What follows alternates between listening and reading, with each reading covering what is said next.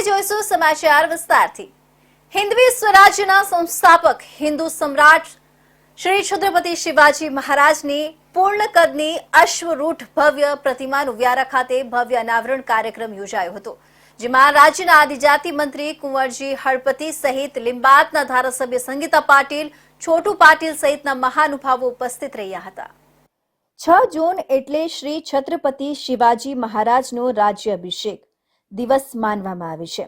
તે દિવસે સમગ્ર હિન્દુ સમાજ હિન્દુ સામ્રાજ્ય દિન તરીકે પણ ઉજવે છે। આ દિને વ્યારા ખાતે શ્રી છત્રપતિ શિવાજી જયંતિ મહોત્સવ ચેરિટેબલ ટ્રસ્ટ દ્વારા વ્યારા નગરમાં હિન્દુ સમાજની માંગને ધ્યાનમાં રાખી નગરમાં ગુજરાત રાજ્યની સૌથી મોટી શ્રી છત્રપતિ શિવાજી મહારાજની પૂર્ણ કદની અશ્વરૂઢ પ્રતિમા સ્થાપિત કરવામાં આવી, જેનું ભવ્ય અનાવરણ કાર્યક્રમ આયોજન કરવામાં આવ્યું હતું।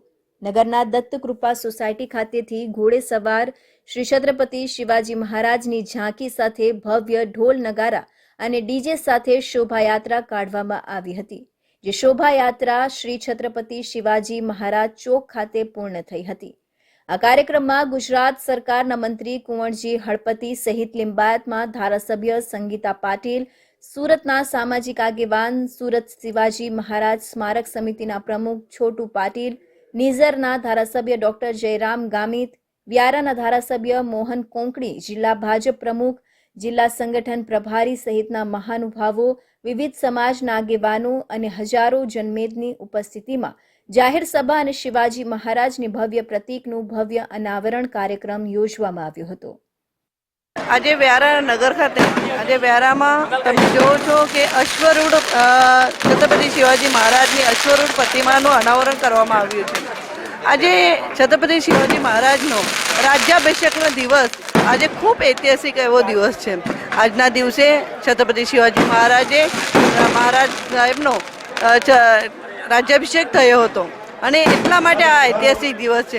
આજે ખૂબ છત્રપતિ શિવાજી મહારાજની જે અહીંયા વ્યારા નગરપાલિકાની જે ટીમ છે એ ટીમને હું ખૂબ શુભેચ્છા આપું છું કે અશ્વરૂઢ સૌથી વધારે કદ ધરાવતા અશ્વરૂઢ પ્રતિમાનું અહીંયા અનાવરણ કરવામાં આવ્યું છે અને એટલા માટે સમિતિના બધા જ નગરવાસીઓને પણ શુભેચ્છા આપું છું અને સમિતિના સભ્યોને પણ શુભેચ્છા આપું છું। આજે છત્રપતિ શિવાજી મહારાજ રાજ્યાભિષેક દિવસ અને વ્યારા નગરમાં આજે અશ્વારૂઢ પ્રતિમાનું અનાવરણ કરવામાં આવ્યું છે। આ કાર્યક્રમમાં મંત્રી શ્રી કુંવરજીભાઈ, અમારા લીંબાયતના ધારાસભ્ય સંગીતાબેન, જયરામભાઈ, મોહનભાઈ, અહીંયાના જિલ્લાના પ્રમુખ, નગરપાલિકાના પ્રમુખ, સૌ કમિટીના સભ્યો અહીંયા ઉપસ્થિત રહ્યા છે। આ વ્યારા નગરમાં ભવ્ય એવી અશ્વારૂઢ પ્રતિમાનું અનાવરણ થઈ રહ્યું છે। આજે આખા વ્યારા નગર ભગવામય થઈ ગયું છે। જય ભવાની, જય શિવાજીના નારા સાથે આખું વ્યારા ગુંજી ઉઠ્યું છે। શ્રી છત્રપતિ શિવાજી મહારાજની ભવ્ય પ્રતિમાના અનાવરણ કાર્યક્રમમાં ભવ્ય આતશબાજી સહિત લાઇટ શો યોજવામાં પણ આવ્યો હતો। સ્ટેજ પર ઉપસ્થિત મહાનુભાવોએ ભવ્ય કાર્યક્રમમાં આયોજકોને અભિનંદન પણ પાઠવ્યા હતા। તો હાઈકોર્ટની કડકાઈથી પાલિકાએ સ્કૂલો સીલ કરી છે। સરકાર દરમિયાનગીરી કરે તે માટે મેયર, ડીઈઓ સહિતનું તંત્ર કામે લાગ્યું। મેયરે કહ્યું કે સ્કૂલોને 2 મહિનાનો સમય આપવા અમે સરકારમાં આ અંગે રજૂઆત કરી છે। રાજકોટ અગ્નિકાંડ બાદ સુરત પાલિકાએ સીલ કરેલી 250 સ્કૂલો શરૂ થવા માટે ગંભીર પ્રશ્ન ઉભો થયો છે। 13 જૂને વેકેશન પૂર્ણ થશે, પરંતુ સીલ થયેલી સ્કૂલોના 1.5 લાખથી વધુ વિદ્યાર્થીઓને સ્કૂલ ચાલુ થશે કે નહીં તેની કોઈ જાણ નથી। સ્કૂલ સંચાલકો કહે છે કે અમે ઇમ્પેક્ટ ફીની અરજી 1 વર્ષથી કરી હતી, છતાં આડેધડ સીલ કરી દેવામાં આવ્યા છે। સ્કૂલોના સીલ ખોલવા મેયર સહિત જિલ્લા શિક્ષણ અધિકારી પ્રયાસ કરી રહ્યા છે। જો કે સરકાર દરમિયાનગીરી કરશે તો જ સીલ ખુલી શકે તેવું અધિકારીઓનું માનવું છે।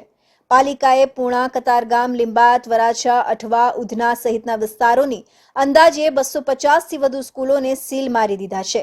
આ તમામ સ્કૂલો પાસે બિલ્ડિંગ યુઝ પરમિશન BUC નથી। આ માટે સ્કૂલો દ્વારા ઇમ્પેક્ટ ફી પેટે દંડ ભરવા માટે અરજી સુદ્ધા કરી દીધી છે, પરંતુ પાલિકા દ્વારા 1 વર્ષ ઉપરાંતથી આ અંગે કોઈ નિર્ણય નહીં લેવાતા નવા સત્રમાં સ્કૂલો શરૂ નહીં થાય તો આ સ્કૂલના 1.5 લાખ વિદ્યાર્થીઓના શિક્ષણને અસર પડે એમ છે। ગુરુવારે મોડી સાંજે ડીઈઓ કચેરી દ્વારા સંચાલક મંડળને એક લિંક મોકલી સીલ અંગેની વિગત આપવા માટે જણાવ્યું છે. પાલિકાના વિવિધ ઝોન દ્વારા સીલ થવાથી કુલ સંખ્યા પર સત્તાવાર જાહેર કરાઈ નથી. સીલ સ્કૂલોની વિગતો મંગાવી છે તે સ્કૂલોના બાળકોને અન્ય સ્કૂલમાં સ્થળાંતર કરવા કલેક્ટર સાથે મીટિંગ કરાશે તેવું ડીઈઓએ જણાવ્યું હતું. તક્ષશિલા અગ્નિકાંડ બાદ સ્કૂલોમાં ફાયર સેફટીની સુવિધા ઊભી કરાઈ છે. એક્ઝિટ દાદર પણ મુકાયા છે, પરંતુ ભવન ઉપયોગની પરવાનગી મળી નથી. મોટાભાગની સ્કૂલો દ્વારા અરજી કરાઈ છે, પરંતુ શા માટે પાલિકા દ્વારા આકારણી કરાતી નથી એ પ્રશ્ન ઉઠવા પામ્યો છે. આજે સ્થિતિ એ છે કે કોમર્શિયલ બિલ્ડિંગને સ્કૂલમાં કન્વર્ટ કરાયા બાદ હવે વધારાની 1200 વાર જગ્યા આસપાસ રહી જ નથી, તો સ્કૂલો ક્યાંથી જગ્યા લાવશે એ મુખ્ય વિષય છે. સાથે જ નવી ઇમ્પેક્ટ નીતિમાં સ્કૂલો દ્વારા 50% પાર્કિંગ એરિયા ફરજિયાત બતાવવો પડે એમ છે, અથવા તો સ્કૂલના 500 મીટર એરિયામાં જગ્યા ભાડે લઈ પાર્કિંગ માટે ભાડા કરાર દર્શાવવો પડે, પરંતુ મોટા ભાગના વિસ્તારોમાં ખાલી જગ્યા નથી જેમાં સ્કૂલો પાર્કિંગ દર્શાવી શકે. આ સંજોગોમાં ઇમ્પેક્ટની અરજી નવો માથાનો દુખાવો સાબિત થાય એમ છે. કાલે વિવિધ એસોસિએશને રજૂઆત કરી કે કોઈને ફાયરની એનઓસી નહોતી, કોઈને બીયુસી નહોતી. તે બદલ હમણાં જ રાજકોટની ઘટના પછી સુરત મહાનગરપાલિકામાં એવી જે પ્રોપર્ટી બધાની મહાનગરપાલિકામાં સીલ મારી છે અને હાઈકોર્ટમાં એફિડેવિટ કરી છે કમિશનરશ્રીએ. હાઈકોર્ટની 13 તારીખ પડી છે.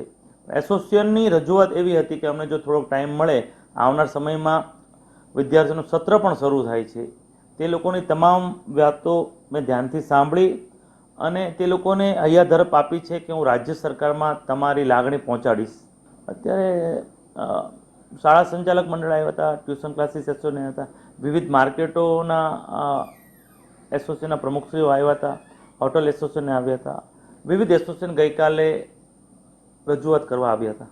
દક્ષેશ માવાણી મેયરે જણાવ્યું હતું કે હાઈકોર્ટમાં ગુરુવારે સુનાવણી હતી અને હવે વધુ સુનાવણી આગામી 13મી જૂને થશે.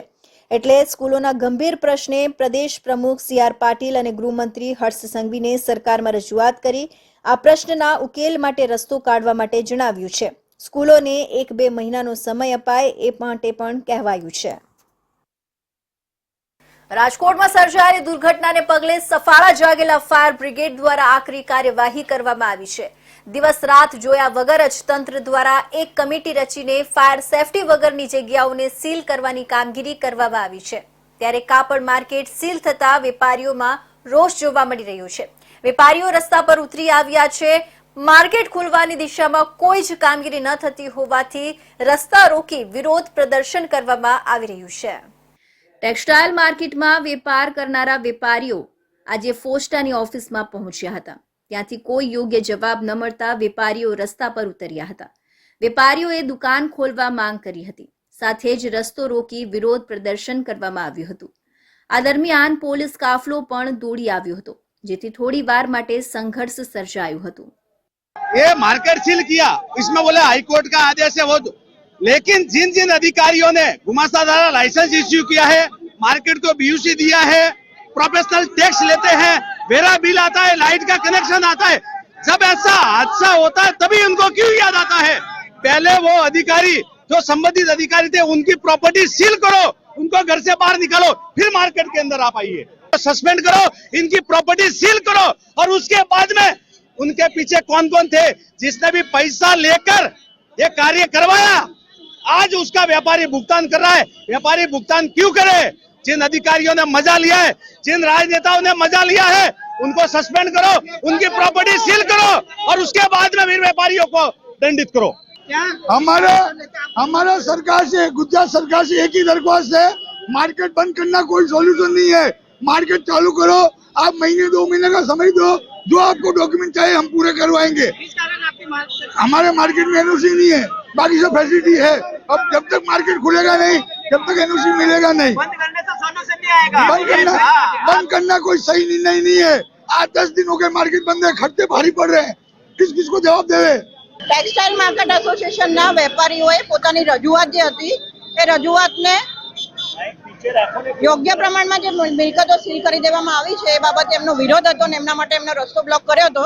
પરંતુ ટ્રાફિક શાખાની તમામ ટીમ અને ઝોન 3 સાહેબની તમામ ટીમે આવી રસ્તા પર એમને સમજાવટથી હાલ કામગીરી હાથ ધરી રહી છે અને એમના જેટલા પણ રજૂઆતો હશે એ યોગ્ય ઓથોરિટી સુધી પહોંચાડવામાં આવશે અને એનું સમાધાન પણ કરવામાં આવશે અને હાલમાં રસ્તો ખોલી નાખવામાં આવ્યો છે. રસ્તો લગભગ 15-20 મિનિટથી બંધ હતો. હું અહીંયા જ હતી જ્યારથી રસ્તો બંધ હતો ત્યારથી, અને આ એમની સમજૂતી છે અને વાટાઘાટોથી એમની શું રજૂઆત છે સાંભળવામાં અત્યારે હાલમાં પણ આવી રહી છે અને ચોક્કસપણે એમનું સમાધાન કરવામાં આવશે.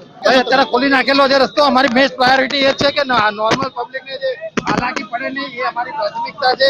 હાલમાં પોલીસ એ દિશામાં કામ કરી રહી છે. એ લોકોની જે કઈ માગણી હશે એ લોકોને સંવૈધાનિક રીતે રજૂ કરવાનો હક છે, પરંતુ પ્રજાને બાનમાં લઈ શકે એ લોકો નહીં. એના માટે અમે અત્યારે તમામ પોલીસ હાજર છે અને રસ્તો ઓપન કરી દેવામાં આવેલો છે.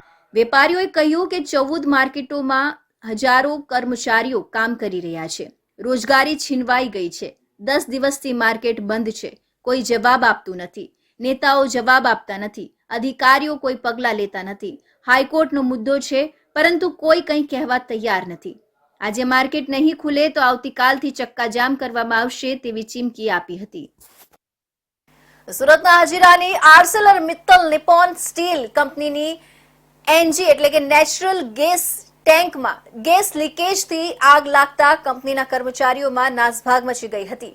કંપનીના ઇમરજન્સી સંસાધનો, મહાનગરપાલિકાના ફાયર બ્રિગેડ, ડિઝાસ્ટર વિભાગ, સિવિલ હોસ્પિટલ અને પોલીસ વિભાગના સંયુક્ત પ્રયાસોથી 40 મિનિટની જહેમતના અંતે ગેસ લીકેજ અને આગ પર કાબુ મેળવાયો હતો. આગથી ઈજા પામેલા 2 કર્મચારીઓને એમ્બ્યુલન્સ દ્વારા સિવિલ હોસ્પિટલમાં ખસેડાયા હતા. વાસ્તવમાં આ દુર્ઘટના નહીં પણ એક મોક ડ્રીલ હતી. એમએનએસ કંપનીમાં Gujarat state disaster management authority અને ડિસ્ટ્રિક્ટ ક્રાઇસિસ ગ્રુપ સુરતના સંયુક્ત ઉપક્રમે એમએનએસ કંપનીના સહયોગથી ગેસ લીકેજની ઇમરજન્સીમાં ત્વરિત પગલાઓ અને બચાવ રાહત કાર્યની મોક ડ્રીલ યોજાઈ હતી, જેનો હેતુ ગેસ લીકેજ, આગ જેવા સંભવિત અકસ્માત સમયે કટોકટીના સંજોગોમાં વહીવટી તંત્ર દ્વારા તાત્કાલિક મદદ મળી રહે તથા સંબંધિત વિભાગોમાં સતર્કતા જાળવવા, જાનહાનિ થતી અટકાવવા સાથે તાત્કાલિક સારવાર પૂરી પાડીને અસરગ્રસ્ત વ્યક્તિઓના જીવનની રક્ષા કરવાનો હતો. નોંધનીય છે કે સુરતની એક સાથે 19 જેટલી કેમિકલ હેઝાર્ડ ઇન્ડસ્ટ્રીઝમાં પણ મોક ડ્રીલો યોજવામાં આવી હતી.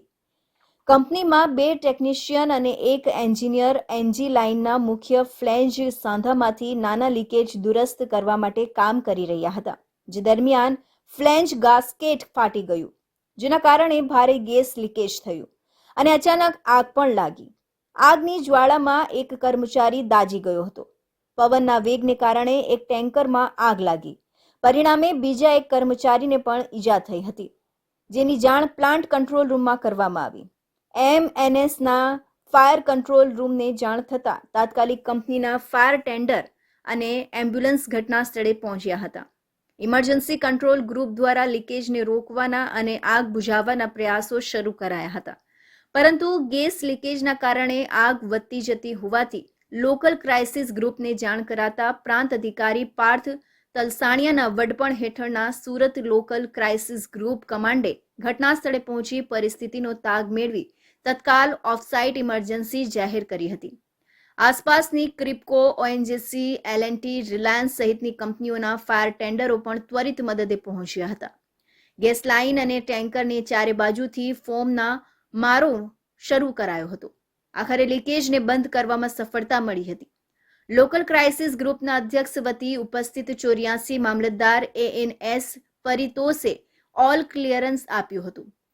2 કર્મચારીઓને સિવિલ હોસ્પિટલમાં સમયસર સારવાર મળતા ખતરામુક્ત બન્યા હતા. કંપની, એસએમસી, ફાયર, પોલીસ તેમજ ડિઝાસ્ટર તંત્રના સંયુક્ત પ્રયાસોથી ઊભી થયેલી ઇમરજન્સીને કંટ્રોલ કરવામાં સફળતા મળી હતી. તો હવે રાજકોટમાં વિકરાળ આગની દુર્ઘટનાથી સમગ્ર રાજ્યમાં અફરાતફરી મચી છે, ત્યારે સુરતમાં સાંકડી ગલીઓ અને મહિલાઓની ખરીદીથી ધમધમતી ચૌટા બજારમાં કપડાની દુકાનમાં ભયાવહ આગ લાગી ગઈ હતી, જેથી આસપાસના વિસ્તારમાં નાસભાગ મચી ગઈ હતી. આગની વિકરાળ જ્વાળાઓને કારણે લોકોમાં ડરનો માહોલ પેદા થયો હતો. આગની દુર્ઘટનાને પગલે આસપાસના વિસ્તારમાં ફફડાટ ફેલાયો હતો. લોકો ડરના માર્યા પોતાની દુકાનમાંથી બહાર દોડી આવ્યા હતા. બાદમાં સમગ્ર આગનો વિડીયો બનાવ્યો હતો. સાથે જ ફાયર બ્રિગેડને જાણ કરી દેવામાં આવી હતી, જેથી ફાયર બ્રિગેડની 3 થી વધુ ગાડીઓ ઘટના સ્થળે દોડી આવી હતી. બાદમાં પાણીનો મારો ચલાવી આગ પર કાબુ મેળવ્યો હતો. જોકે સમગ્ર આગમાં કોઈ જાનહાનિનો બનાવ સામે આવ્યો નથી. ચૌટા બજારમાં આવેલી સલોની ચોપાટી ફેશન નામની દુકાન ઉપરના માળે આવેલી છે. તેમાં બપોરના સમયે શોર્ટ સર્કિટથી આગ લાગી ગઈ હતી. આગની જ્વાળા જોતજોતામાં સમગ્ર દુકાનમાં ફેલાઈ ગઈ હતી. નીચેના માળે જ્યુસ સેન્ટર અને ફાસ્ટફૂડની દુકાન આવેલી છે. જો કે આગ લાગી ત્યારબાદ દુકાનમાંથી માલિક સહિતના લોકો દોડીને નીચે ઉતરી આવ્યા હતા. દુકાનમાં ફાયર સેફટીના સાધનો હતા કે કેમ તેને લઈને તપાસ હાથ ધરવામાં આવી છે. ન્યાયના દેવતા શનિ મહારાજની જન્મજયંતિની સુરતમાં ઠેર ઠેર રંગે ચંગે ઉજવણી કરવામાં આવી હતી. કલેક્ટર કચેરી ખાતે આવેલા ગુપ્તેશ્વર મહાદેવના મંદિરમાં ભવ્ય ઉજવણી કરવામાં આવી હતી, જેમાં પોલીસ કમિશનર હાજર રહ્યા હતા. તેમણે આરતી ઉતારીને ભગવાનના જન્મ દિવસે કેક કાપી હતી. સાથે જ ભંડારામાં પ્રસાદ લીધો હતો. તેમણે કહ્યું કે શનિદેવના જન્મ દિવસની ઉજવણી કરીને અમે ધન્યતાની લાગણી અનુભવી રહ્યા છીએ. પૂજારી ઉમાશંકર શર્માએ કહ્યું કે અમે આ દિવસ ખૂબ ધામધૂમથી ઉજવીએ છીએ. ખૂબ સારા પ્રોગ્રામમાં મોટી સંખ્યામાં લોકો ઉમટ્યા હતા. 68 વર્ષ જૂના આ મંદિરમાં ભીમપોરથી લઈને નવસારી સહિતના દૂર દૂરના સ્થળોથી લોકો આવે છે. ભગવાન સૌ કોઈની મનોકામના પૂર્ણ કરે છે. ત્યારે વિશેષ ઉજવણીમાં મોટી સંખ્યામાં લોકોએ ભંડારામાં પ્રસાદનો પણ લાભ લીધો હતો. આજે શનિ જયંતિના શુભ જો દિવસ નિમિત્તે અહીંયા ગુપ્તેશ્વર મહાદેવ ભગવાનનું જો મંદિર છે આપણા કલેક્ટર કચેરીમાં, આમાં આજે અમે બધા લોકો ભેગા થયા, પ્રભુના આરતી કરી જોઈએ અને આશીર્વાદ લીધા શનિદેવ ભગવાનના. અને આજ નિમિત્તે તમામ અમારા જો મંદિરના પૂજારી શ્રી, મંદિરના જો તમામ જો જેટલા બી સેવકો છે એના દ્વારા અહીંયા જો સરસ એક ભંડારાનું બી આયોજન કરવામાં આવેલા છે. પ્રસાદ પણ લીધા અને આજનો એક શુભ દિવસ ભગવાન શનિદેવ જો ન્યાયના દેવતા છે જો આ બધા ઉપર ખૂબ આશીર્વાદ રાખે અને તમામ લોકો જો પબ્લિકના મદદ કરે, કોઈ સાથે નડે નહીં, કોઈને ખરાબ નહીં કરે, એવા જો ભગવાનના એક આશીર્વાદ બધા ઉપર રહે છે. અને ફરીથી આજનો શુભ દિવસ અમે સુરત શહેરના પ્રજાજનોને શનિ જયંતિની ખૂબ ખૂબ શુભકામના આપું છું. જય શનિદેવ. કહેવાનું ગુપ્તેશ્વર મહાદેવનું મંદિર 68ની રેલ આવેલી એ ટાઈમનું મહાદેવની પિન છે ને બહુ જૂનું પુરાણું મંદિર છે અને અમારા બાપ દાદા એની સ્થાપના કરેલી તે અમે એનાથી અમે બધું કરતા આવ્યા છે. અને દર શનિ જયંતિએ અમે પ્રસાદીનો ભંડારો રાખીએ છીએ અને પબ્લિકને આ લાભ આપીએ છીએ. કેટલા લોકો લાભ લેશે આજે? આજે 3000 માણસોના પ્રસાદી છે.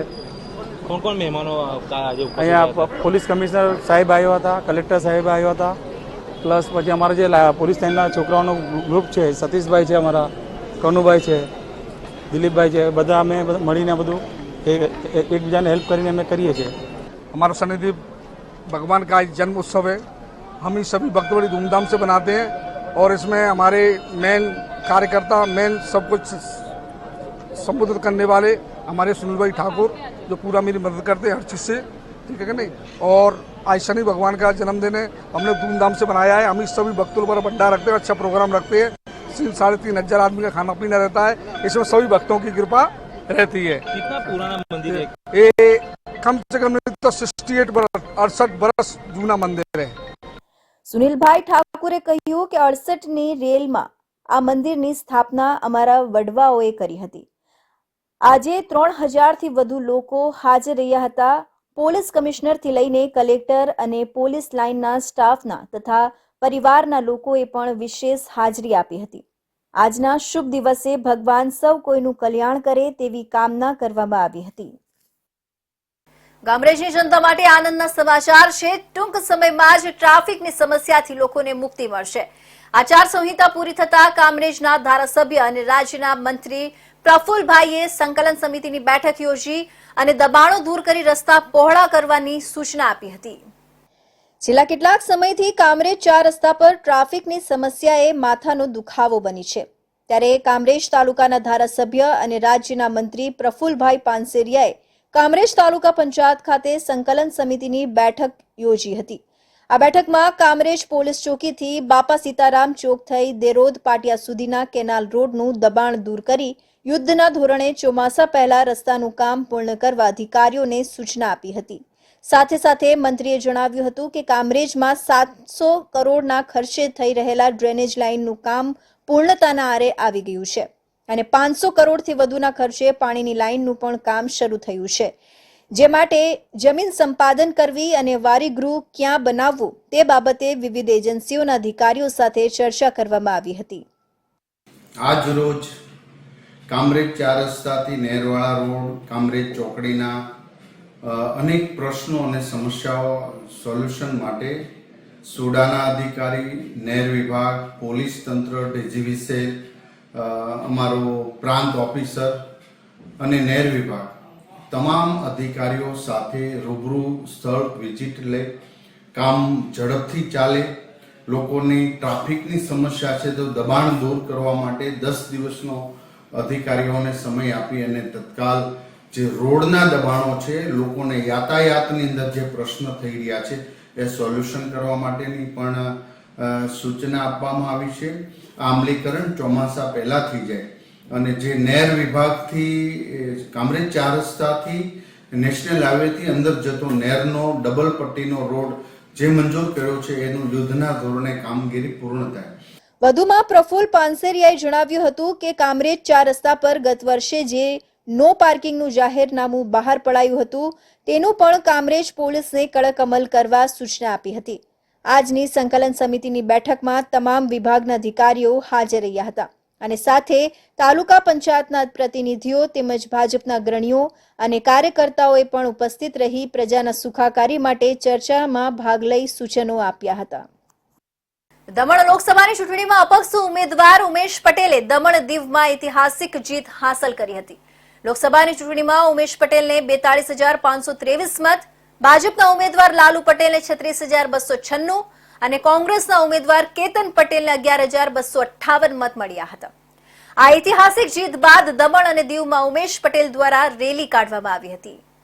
2024માં ભાજપની હારનું મુખ્ય કારણ દમણ દીવમાં વિકાસ કામો માટે મકાનો અને દુકાનો તોડવાની સીધી અસર આ લોકસભા ચૂંટણીમાં જોવા મળી હતી. આ ઉપરાંત રાજ્યમાં મોંઘવારી, હાઉસ ટેક્સ અને વીજળીના બિલ જેવા મુદ્દાઓ ભાજપની હારનું મુખ્ય કારણ હોવાનું કહેવાય છે. વિપક્ષના ઉમેદવાર ઉમેશ પટેલે આ મુદ્દાઓને લઈને જનતાની વચ્ચે જઈને આ મુદ્દાઓમાંથી જનતાને રાહત આપવાની ખાતરી આપી હતી. આ ચૂંટણીઓમાં જનતાએ પણ ઉમેશ પટેલ પર વિશ્વાસ વ્યક્ત કર્યો હતો અને તેઓ જંગી મતથી જીત્યા હતા. વાવા તાલુકાના કલમ વિહીર ગામમાં કોદમાળ જૂથ પાણી પુરવઠા યોજના હેઠળ નિર્માણ કરવામાં આવેલું કૂવાનું પાણી દૂષિત થતા છેલ્લા 2 થી 3 મહિનાથી સ્થાનિકો આ પાણી પીવા માટે મજબૂર બન્યા. આવું દૂષિત પાણીને લઈને સ્થાનિકો દ્વારા અનેકવાર વહીવટી તંત્રને રજૂઆત કરવામાં આવી છતાં તંત્ર ઘોર નિંદરમાં છે. આહવા તાલુકાના કલમ વિહીર ગામ ખાતે કોદમાળ જૂથ પાણી પુરવઠા યોજના અંતર્ગત 2 કૂવા બનાવવામાં આવ્યા અને આ કૂવાના પાણીથી સ્થાનિકો પોતાની તરસ छिपावती હતી. આ કૂવા સ્થાનિકો માટે ખૂબ જ લાભદાયી બન્યા હતા, પરંતુ છેલ્લા 2 થી 3 મહિનાથી આ કૂવામાં ગંદુ અને દૂષિત પાણી થયું હોવાથી સ્થાનિકો માટે અન્ય કોઈ પણ વૈકલ્પિક પાણીની સુવિધા ન હોવાથી લોકો આ ગંદુ અને દૂષિત પાણી પીવા માટે મજબૂર બન્યા. વહીવટી તંત્રના અધિકારીઓ પણ આ મામલે કોઈ પણ પ્રકારનું ધ્યાન આપતા નથી. મારા ગામનું નામ કલમ વિહીર. અમને છેલ્લા 2 મહિનાથી અમારા ગામમાં ગંદુ પાણી આવતું છે તે અમે પીએ, જે ઢોર લોકો પણ પીએ અને બાળકોને પણ એ જ પીવડાવીએ. તેથી અમે બીમાર પડીશું તો કોણ એની જવાબદાર લેશે? તેથી સરકારશ્રીને એટલી જ વિનંતી છે કે અમને ચોખ્ખું પાણી કરીને આપે. અમારા છેલ્લા 2 મહિનાથી 2-3 મહિનાથી એટલું ગંદુ પાણી આવતું છે કે ઢોર બી એ પાણીને પીતા નથી. મને એવું પાણી અમને પીવા પડતું છે. એમાંથી રોગચાળો ફાટી નીકળે તેની જવાબદારી કોણ લેશે? અમારા ઘરે ગઈકાલે જ એવું મહેમાન આવેલા, એ લોકોએ ખાધું પણ હાથ ધોઈને નીકળી ગયા. પાણી આટલું ગંદુ અમે પીતા નથી. તો સરકારશ્રીને એ વિનંતી છે કે ચોખ્ખું પાણી કરીને આપે. કોદમાળ ગામમાં 2 દિવસ પહેલા જે ફરિયાદ ડોળા પાણીની ફરિયાદ હતી એમાં અમને તરત જાણ થતા અમે 3 મુલાકાત કરેલ છે અને ત્યાં ગામવાળા જે આપણે ડેમ હતો એમાં માછલા પકડવા માટે કૂદી પડ્યા હતા અને એને લીધે પાણી ડોળું થઈ ગયું હતું. તે અમે તરત જ એક્શન લઈ પાણી જે શુદ્ધિકરણ માટે જે કરવાનું થતું તે કરીને હાલમાં સ્ટેબલ કરીને પછી સમમાંથી પાણી પુરવઠો સપ્લાય કરવામાં આવે છે હાલમાં. કૂવામાં આવતા દૂષિત પાણીને લઈને સ્થાનિકોએ અનેકવાર પાણી પુરવઠા વિભાગના અધિકારીઓને રજૂઆત કરી છે. તેમ છતાં કોઈ પણ અધિકારી સ્થળ તપાસ કરવા સુદ્ધા આવતા નથી. ક્યાં ગઈ સરકારની વિકાસ ગાથા? કે અધિકારીઓના પ્રતાપે અનેક ગામોમાંથી આ જ સ્થિતિ ઉદ્ભવી છે. આ તો માત્ર ટ્રેલર હતું. ગામ ખૂંદવામાં આવે તો અધિકારીઓના પરસેવા છૂટે એવી સ્થિતિમાં લોકો મજબૂર છે. ડાંગ વહીવટી આ ગંભીરતા સમજે અને આવા અધિકારીઓ વિરુદ્ધ યોગ્ય પગલાં લેશે તો જ શાન ઠેકાણે આવે. તો અત્યારના બુલેટિનમાં બસ આટલું જ. ફરી મળીશું નવા સમાચાર સાથે. ત્યાં સુધી જોતા રહેજો ઇન્ડિયા ન્યૂઝ ગુજરાત.